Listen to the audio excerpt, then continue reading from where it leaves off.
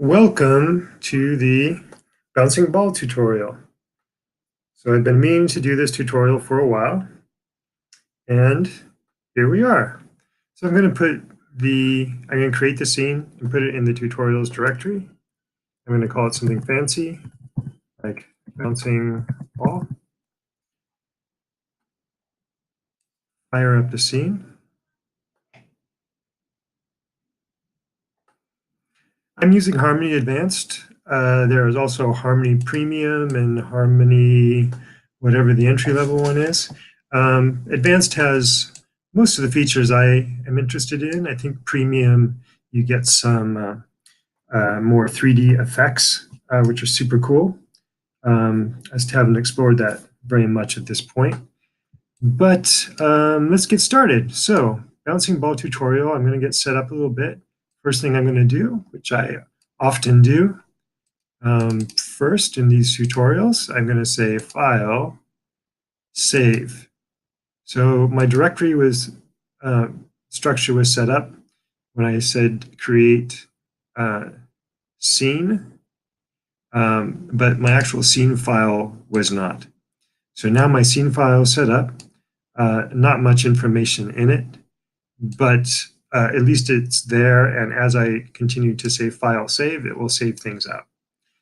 I'm also going to drop in a background here, color card. There's my white card, so when I render out a movie, it's not going to be black. I'm going to set my timeline, reset my timeline. I'm going to set it to about 30 and work with those frames. What else do I want to do? I want to add a few more drawings. I'm going to actually, excuse me, I'm going to delete this layer. This is I could change layer properties. Oh, let's go ahead and do that. And I'm going to make it a bitmap. I'm going to do something crazy, do this whole thing in bitmap. Okay, I think that's fine. Okay, I'm going to create some more bitmap drawings. Drawing bitmap. We can talk about what bitmap versus vector.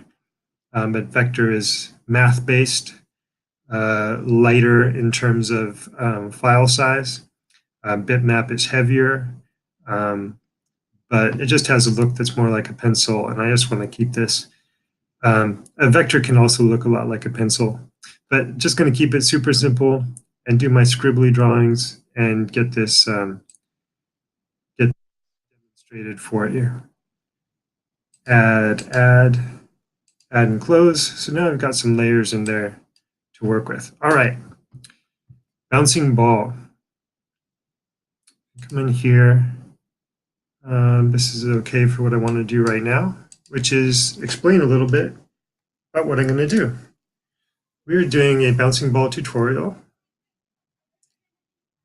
Bouncing ball. And in coming up with an exercise that can explain the principles of animation in a concise way, there's just nothing that comes close to this very traditional bouncing ball example. And we will cover a few principles during this exercise that apply to anything that you're going to animate going forward. It can apply to something as big as an elephant, as small and light as a balloon.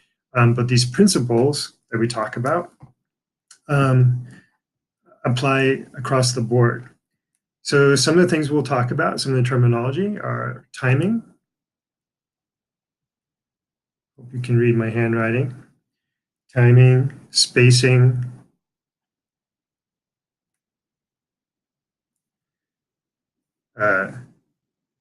different kinds of drawings, keys, extremes, in-betweens. I think there's a dash in there. In-betweens. Oh, line of action. Line of action, that's a good one. Talk a little, arcs, right? Arcs. And why arcs? and a little bit about rough animation versus cleanup, a little bit about reference you might use. But the other big one I want to touch on is weight.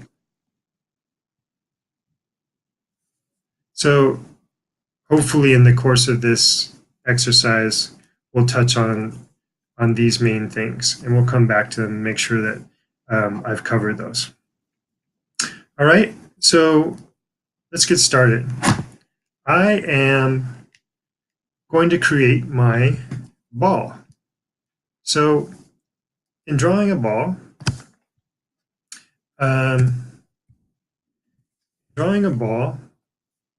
what am I doing? So I need to know what that ball is. I need to know, I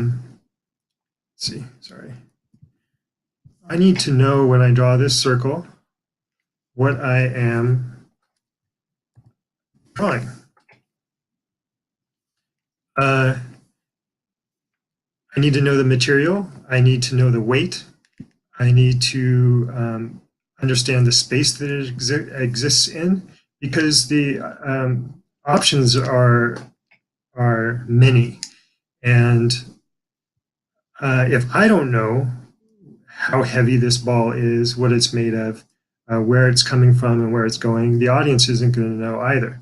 So it's easy to jump in and say everyone knows what a bouncing ball is. But you can make it whatever you like. It could be as large as a planet. It could be as small as a marble. And it's going to bounce and behave differently. So for my example, I'm imagining for myself a ball that is about the size of a tennis ball, and it's coming in like this. I'm going to do kind of 2 bounces on the ground. So it's coming in, it's bouncing, it's continuing, right? It's bouncing again, and it's bouncing off. I'm going to make this arc a little bit bigger. Come on, hand. Work with me, hand. And it's going to come down nice and straight and then bounce off. All right. So that is our path of action, let's say. And I said the ball is about the size of a tennis ball. So let's say it's about, here's our tennis ball. All right. So here we go. Maybe we get a floor in there, and we're doing a rough sketch. So here's a ball bouncing along a pretty basic surface, say a table or a floor, hard floor. It would behave differently if this was a mattress, but it's a hard floor. And a very even path down and bounce and then off again. All right. Now, when you start talking about things like keys, extremes, in-betweens, you're usually talking more about kind of full character animation. But in our case, we do have keys or storytelling drawings. So in our case, we're telling the story of a ball bouncing on a surface, going up and bouncing again and bouncing off. So in order to tell that story, we do have to have certain drawings.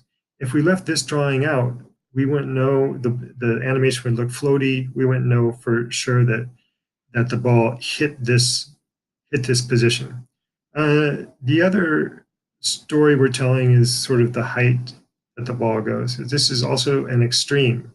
So every action, if it's a kick, if it's a throw, if it's a bounce, is going to have extremes,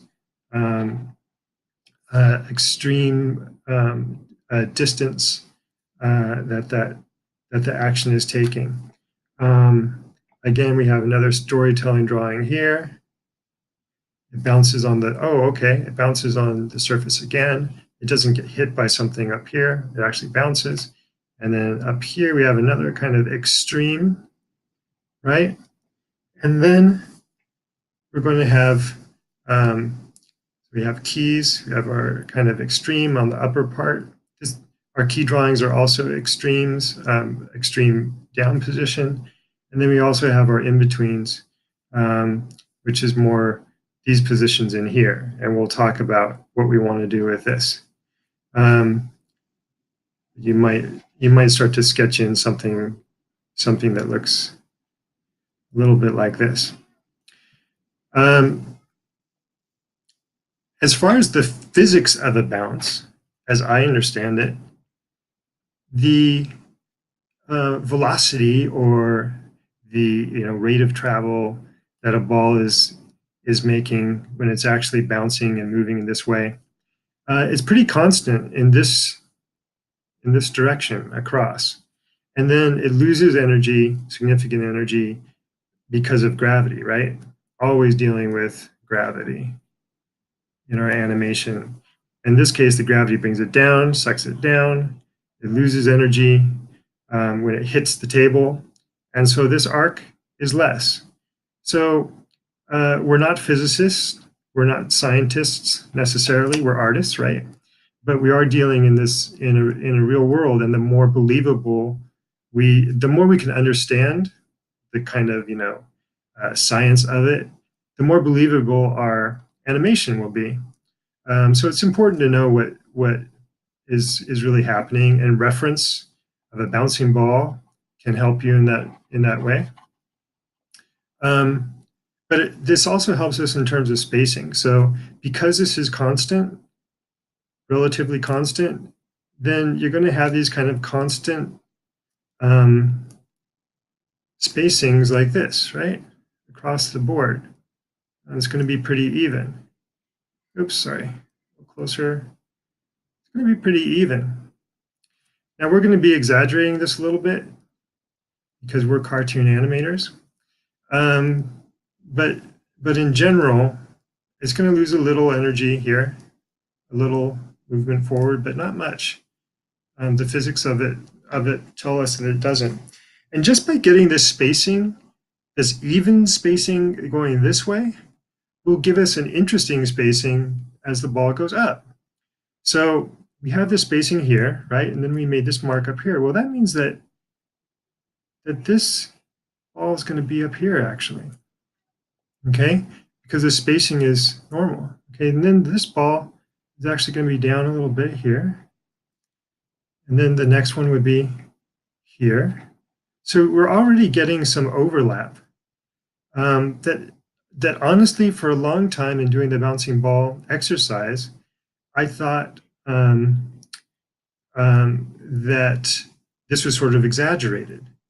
But in fact, it's more tied to the physics of it. It's more tied to the fact that that the rate of travel this way is constant.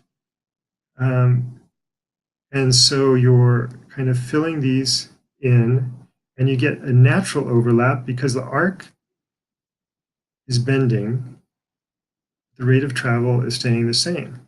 So like I said, we might want to exaggerate this. So up here, we could slow the ball down a little more. Maybe we'll do something more like this, right? And then accelerate it, because it does get accelerated because of the gravity. But really, it's just the spacing that is bringing it down. And then we'll do a little bit more to exaggerate that as well in the change of shape. We'll talk about that. So what I'm doing here is roughing it in. I'm seeing my whole shot before I animate anything. I am getting this bouncing ball roughed in so that I can go in there, know exactly what I'm going to do, and be creative in the work that I do without worrying about sort of where I'm going. So I'll know where I'm going in terms of what I want to accomplish with this work, and I'll know the rough things that I want to, the places and shapes that I want to hit. So I don't have to worry about that. Let's see, what else can I cover at this point? So we talked about the weight. This is about the weight of a tennis ball. Line of action, we've already sort of covered in an intuitive way. This ball comes in. You can be really creative with this. And and it can come in a very sharp angle and do something more like this, right? It can come in very flat and skip. So there's no one way. Mine is pretty generic here, but that is our line of action. That's the, oops, sorry. That's the action, the line that the object is taking is our line of action. Oops, sorry, keep erasing. So this is just the showing the velocity as the ball travels constantly, but the line of action is this path here, up, down, up, down. And arcs. So arcs, because we are, again, I'm going to write this down again, because we are dealing with gravity constantly, things move in a natural arcing way, mostly due to gravity. So for example, if we were to, if we were to do a bouncing ball, but it was on a pool table, for example. So you have your pockets over here, and you're doing a ball, and it gets, oops, sorry, small pool ball, and it gets hit with a cue stick, goes in this direction, bounces. There's not going to be any arc to that, right? Gravity is coming straight down on this table. And so you don't get that kind of natural arc. You would get some deceleration. Oh, just missed the corner pocket. You'd get some deceleration eventually. The ball stops because it's hitting these walls. But you're always the arcs sort of come into play because we're dealing with gravity. The other thing is we're dealing with, and gravity is a force of nature. It's a natural thing. When you're animating a person or an animal, almost every motion we make is has an arc to it, right? We as humans almost never move in straight lines. Almost every arm movement, head movement, leg movement has some kind of arc to it, our body movement. And by contrast, a robot is going to often move in a much more mechanical way. So if you want to sort of show that in your motion, you will have straighter curves and much less arc to it. But in general, when you're doing naturalistic animation and motion, you're going to want arcs. And that's what we have here with our bouncing ball, because it's a bouncing ball in gravity. We talked about spacing and how that comes about. You also see that in terms of acceleration and deceleration. So if you have again, we're talking about spacing here. If you have an awesome pickup truck and it is going to accelerate this way, and you've got an alien inside and driving his awesome truck. All right. When he accelerates his awesome truck, the spacing is going to be what? Is the spacing going to be even? Probably not. Probably he'll start, and then he'll go a little ways, and then a little more, and a little faster, and a little faster. The spacing gets spaced out, and this represents acceleration because the timing stays the same. So this is a fraction of a second, say 1 frame, 2 frames, 3 frames, 4 frames, but because the spacing gets bigger, it'll appear to accelerate. In the same way, if the car or the truck is going to stop, what would happen? Well, it's traveling at speed, right? We know we have about that spacing. Well, it's going to stop pretty fast. It's going to get less and less, less and less, less and less, less and less, less and less spacing, and stops. So that's just a basic example of spacing. And we see that in here. So we're going to have this look of acceleration because the spacing is getting bigger, greater between objects, between drawings, and then bouncing up. Acceleration then is going to appear to slow and then bounce down, etc. And that's because of this up and down motion as we've explored more than the side-to-side motion. But the spacing will show this kind of acceleration and deceleration. Let's see. And timing. So timing is just what it sounds like. It is, the timing is constant.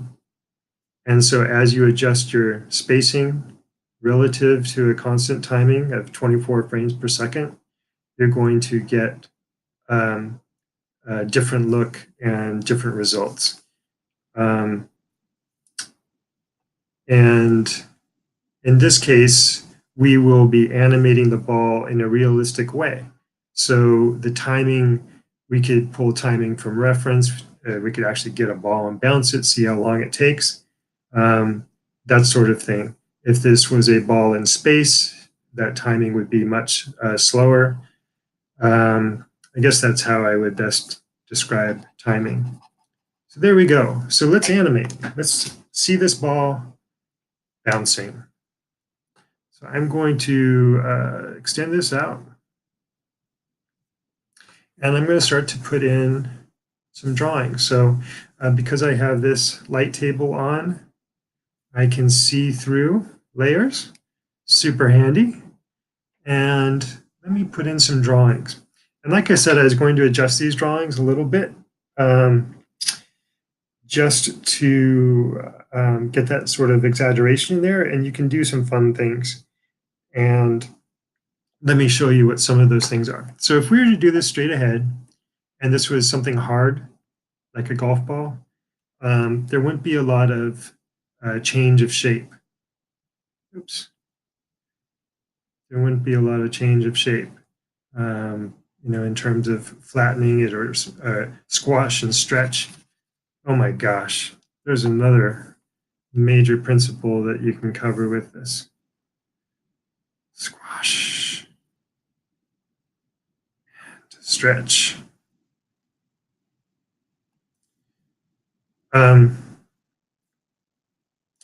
But we'll get into that now. So because this is a tennis balls, if you've ever seen kind of that slow motion video of a tennis ball, I mean, up against a tennis racket, right? The ball just looks like that, or it can get extremely squished.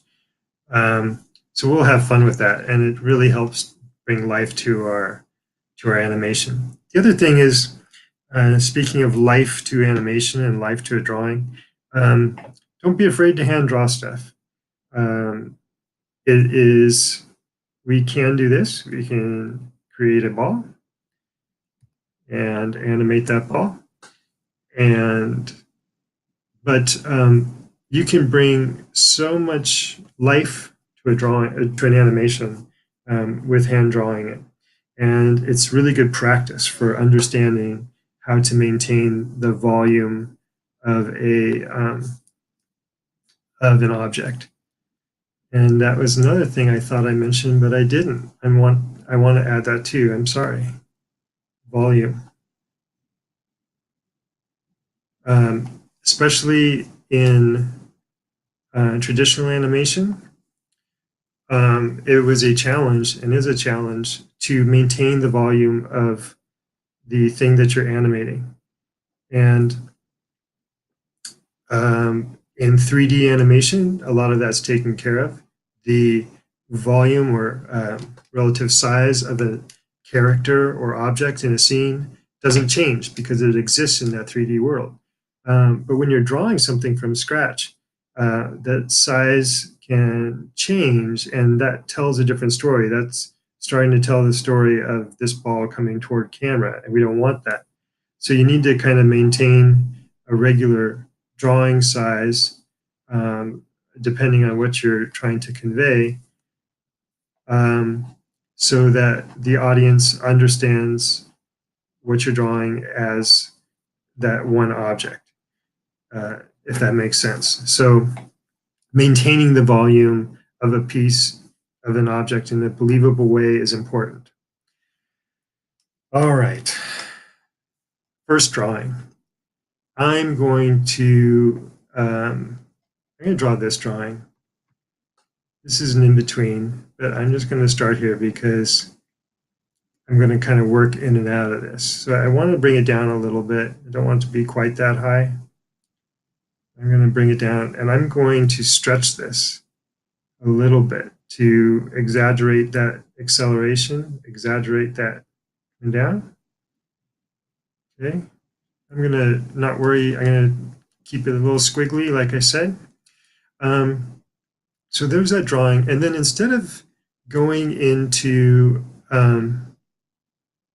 instead of like entering into this drawing down here, I'm going to go straight into this impact drawing, because I think that adds impact. I think that adds force.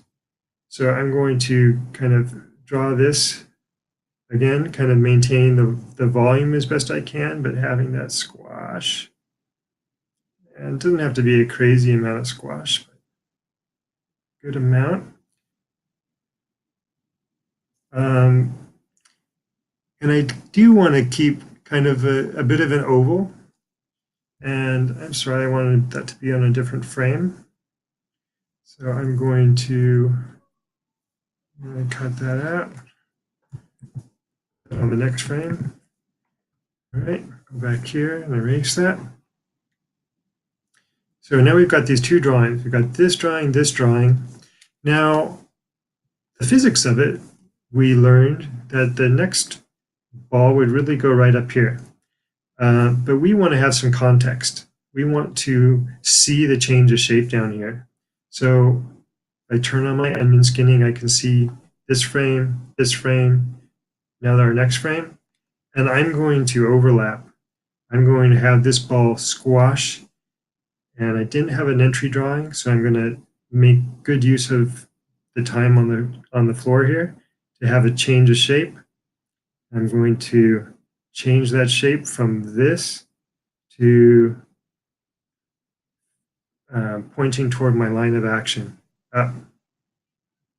All right. All right, so now we spend some time down there, and I'm just going to have fun with this. I'm going to keep it a little squashed, a little stretched, excuse me, as it comes up here, but I kind of like that spacing.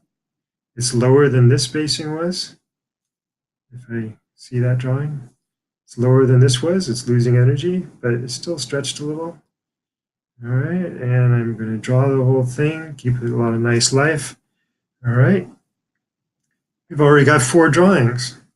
If I want to move this and do those earlier drawings, I can do that. I'm going to come in here. I'm going to add this drawing and a little lower. Maintain the volume. At this point, I'm not going to have any stretch on it, or very little. Hopefully I'm maintaining the volume there. I'm going to come up. What the heck? I'm just going to go straight ahead. At this point, I'm trying to just maintain the volume and get a accelerated spacing. And I'm going to fall into almost where I sketched it in. All right. Again, nice and wriggly, but hopefully that adds a little life.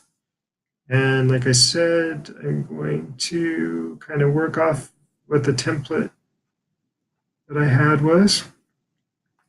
And let's take it off screen. I'm going to move this one more. Oops. Come on. Move for me. There we go. And we'll do one more drawing, maybe just see it, a little bit of that edge. All right. We are rocking and rolling. Okay, if I press G now, G, D, D, D, D, D, D, D, we're starting to see our bounce. Let's just straight ahead, let's draw these in now. We're having fun. We are bouncing our ball. I'm going to bring this volume back so it's back to normal. I am going to go to the next frame, and this template that I had seems to work okay, this outline. All right, I need to maintain the volume. Come on, hand. And then I'm going to bring that spacing in like I talked about. I'm going to overlap. Do you see what I mean by overlap? Overlapping this so I have more overlap here. This overlap is what I'm looking for. Should be greater than the overlap that was here. And that will sort of give that illusion of deceleration, because everything is an illusion. We're drawing this in. Again, greater spacing here. And that's really our key drawing. That's our extreme at the top. All right. Little wriggly line is always good. It looks like I'm falling into pretty close to our outline now. All right. And drawing behind. I'm going to go to the next frame. And I'm going to draw in this tiny bit of acceleration, starting to move away from that previous ball, the previous drawing. Starting to pull away from it. Yeah, I'll put that in here. All right. I hope the volume is maintained okay.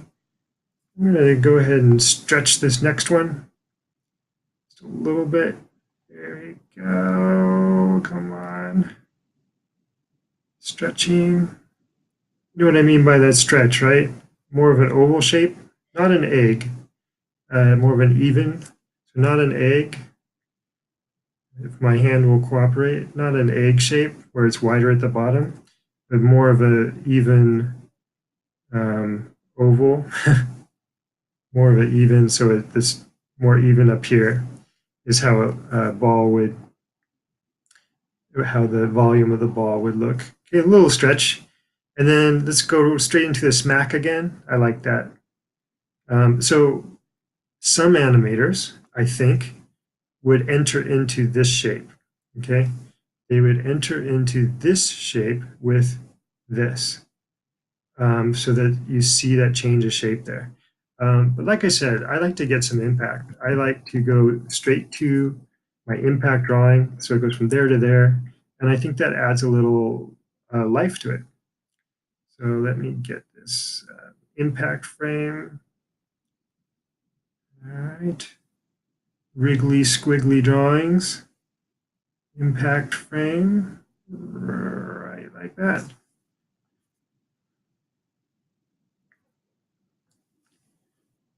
All right.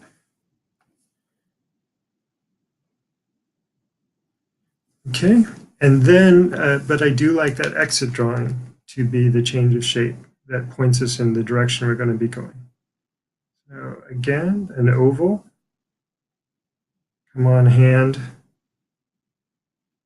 Sometimes hands want to draw, and sometimes they complain. All right. And then let's just go straight into our thing. Maybe a little less. So we want it to be below where this drawing was, because this is losing energy, and maybe a little less of an oval shape even too. It's kind of already moving into more of a circle shape, just a tiny bit. Next drawing up here. All right, next drawing. That spacing looks good. Okay, next drawing up here. Kind of in between, slowing down. We're keeping that arc. I think that's a good arc we're keeping up to here. All right.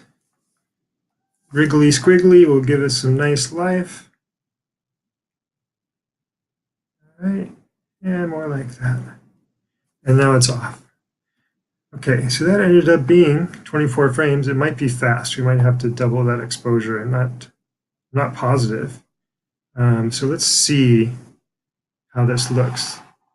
Let's run it. I'm going to turn off that layer. I'm going to bring this back. I'm going to set this to loop. And I'm going to play it. So there we go. There's our little bouncing ball. Let's double that exposure, like I mentioned, which will what? Which will slow it down by half. It'll go slower. So maybe we'll be able to see those things. So let me move my note drawings down. And we're going to extend this exposure. And this is one way to do it. There's a few ways, but one way to do it is go exposure and say, right now the exposure is set to 1. We're animating on 1s. Let's set our exposure to 2. Blah. So there's our exposure set to 2. Set our timeline back. Sometimes when you do a playback like this, just in the timeline and in the camera view, it's going to be slower, just by a little bit, than when you render it out. Let's start here. Okay, that's a little slower, but I like it. We get to see a little better what's happening. So there's our animation. Boom, boom, boom, boom, boom, boom. Tennis ball coming in.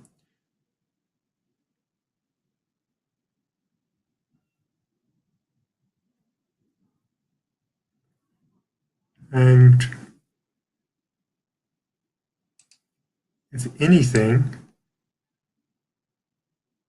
and then you can play with this. So this does feel a little slow to me up here, especially. So if we went from there to there, I like that okay.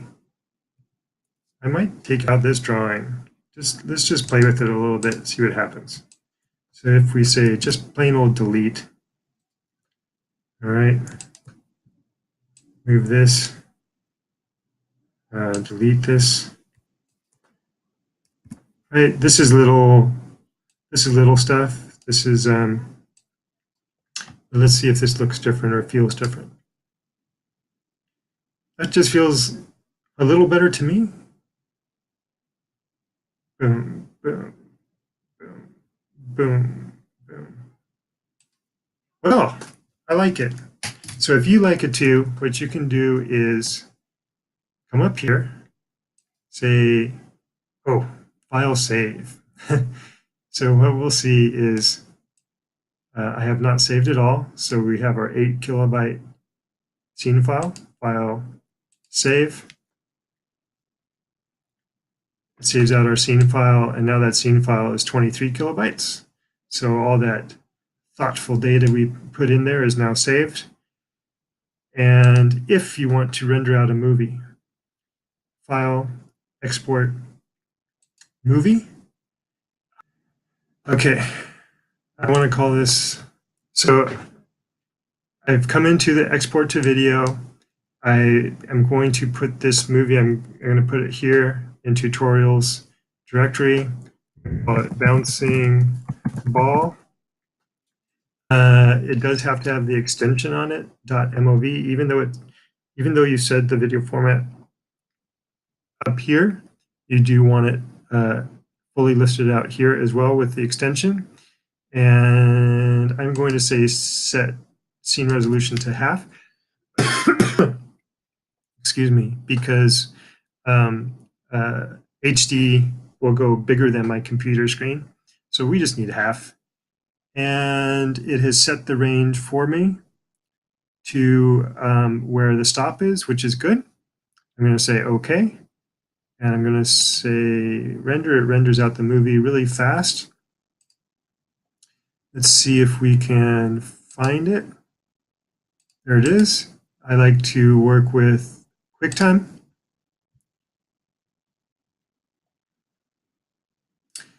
And there's our ball. It's going to be entering. I could have a empty frame, but that's all right. And one reason I should have QuickTime Pro. I don't, but one reason I like QuickTime is you have easy loop settings. You have, been meaning to show this for a while. You have AV controls. You have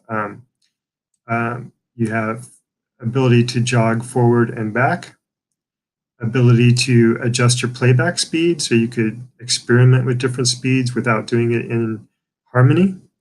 Anyway, good to know. Oh, wait, did I just reset those? No, that's fine.